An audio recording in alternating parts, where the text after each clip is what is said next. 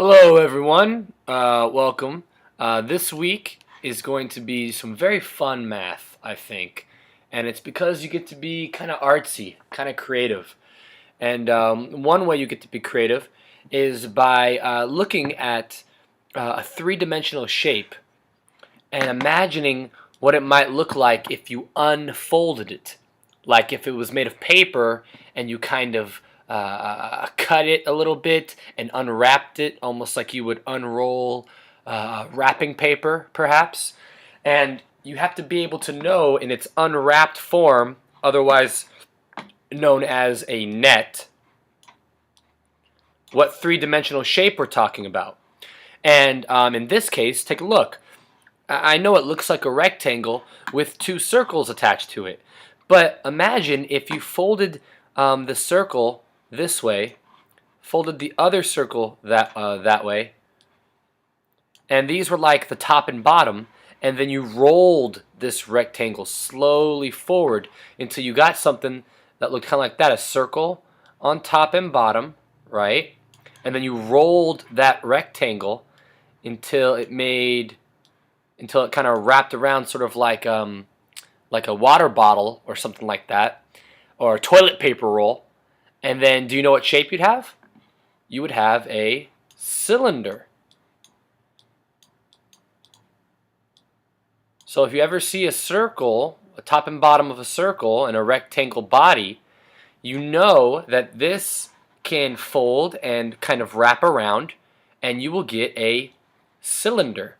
And there are lots of shapes that you kind of have to recognize by imagining what they look like if they're all unfolded and unrolled and unwrapped. There's spheres, there's prisms, there's pyramids and cubes, and all kinds of stuff. And you have to start getting used to taking a look at them. Let's try it with some multiple choice. Here you have the original shape as it's all folded. Now I wonder if you know what this is even called. If it has triangle sides that come up and all come up and meet at a point, chances are it's a pyramid. Okay? But usually you have to specify what kind of pyramid. It's not enough to say pyramid, to say what kind of pyramid. And the way you say what kind is by looking at the base. What shape is in the base, the bottom? That's a square. So calling this a square pyramid is fair, is good to say. Now that's cool that we named it, but can we pick which one of these nets belong to it? Look carefully, they're all unfolded versions of some kind of shape, but only one of them matches up with this. This one you shouldn't be thinking at all. Like, no, not even close. These two you might go, oh, triangles, triangles, triangle. Triangle, but which one is it? Well, you have to look at the base too. The base, the bottom. This has a triangle bottom. This has a square bottom. So obviously, you got to go with B. That matches. That will make a square pyramid. In class, I'm going to ask you to create your very own 3D geometrical solid by using a net. The black lines are usually the ones you want to fold on. And the red lines right here, if you cut them out carefully, are like little tabs, little extra foldies that you can use to make sure your shape stays in place. So you'll want to cut this out, and when it's all made, you'll want to look for three different things when it's all made. In this case, you'll be making a cube.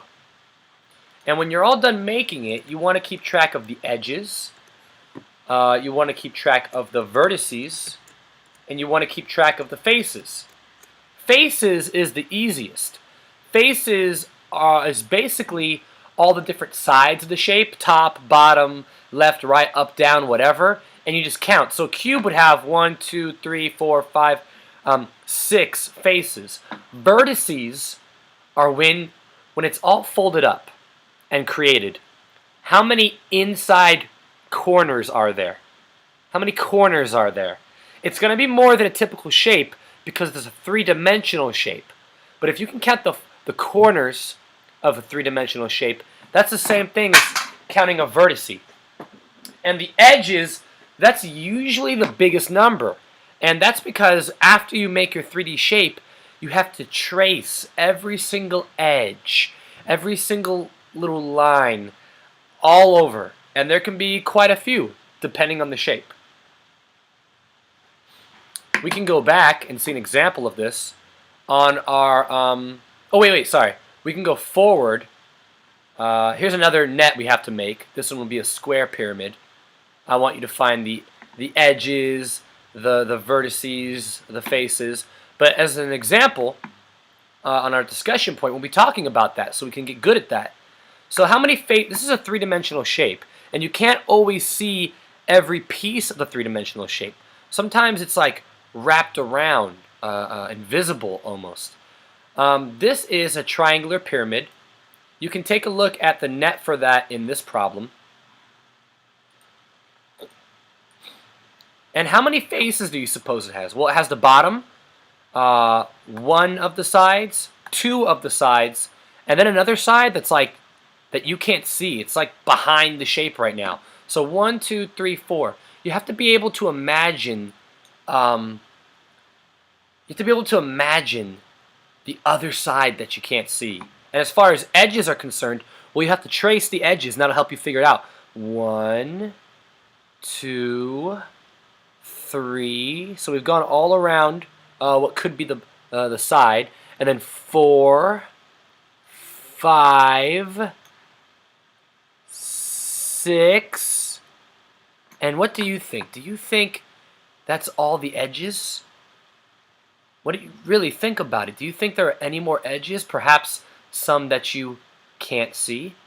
We're going to save that. We're going to save that. We're going to see what happens when you start actually building some of these of your own. And you can discuss it with a classmate. And how about vertices? Vertices are the corners, remember? Well, we know that this will be a corner.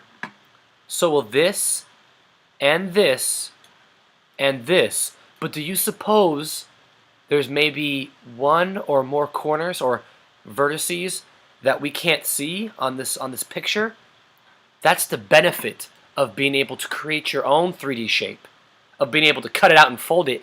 You can see all around it because it's not a picture on a paper, it's in real life. And that's why we're going to do that in class.